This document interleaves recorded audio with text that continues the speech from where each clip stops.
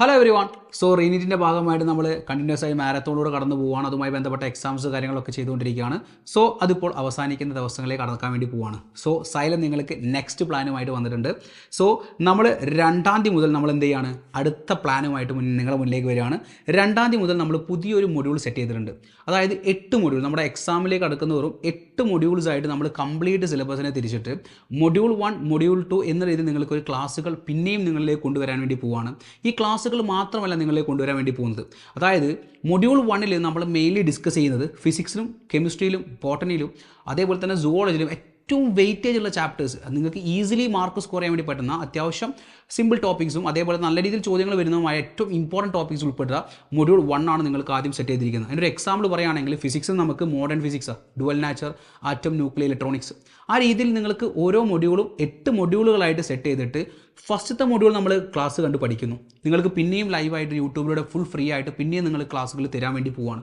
അത് നിങ്ങൾ ഫ്രീ ആയിട്ട് പഠിക്കുന്നു. അതിനുശേഷം നിങ്ങൾ ടോപ്പിക്ക് മൊത്തം പഠിച്ചതിന് ശേഷം നെക്സ്റ്റ് ഡേ നിങ്ങൾ എന്ത് ചെയ്യാൻ വേണ്ടി പോവുകയാണ്, ഈ പഠിച്ച മൊഡ്യൂളുമായി ബന്ധപ്പെട്ട എക്സാം എഴുതാൻ വേണ്ടി പോകുന്നു.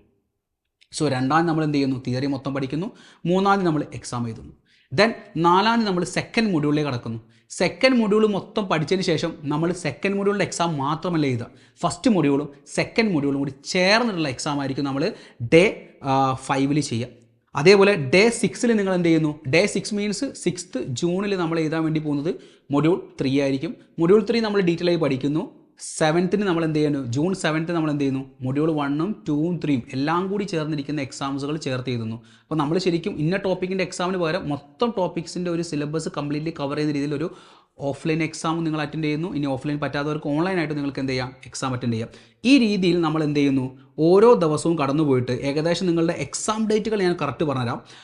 മൊഡ്യൂൾ 1ൻ്റെ ക്ലാസ് 2-ാം തീയതി തുടങ്ങുമെങ്കിൽ മൊഡ്യൂൾ 1ൻ്റെ എക്സാം 3-നായിരിക്കും. മൊഡ്യൂൾ 1ഉം 2ൻ്റെയും എക്സാം 5-നായിരിക്കും. 1ഉം 3 വരെയുള്ള എക്സാം 7-നായിരിക്കും.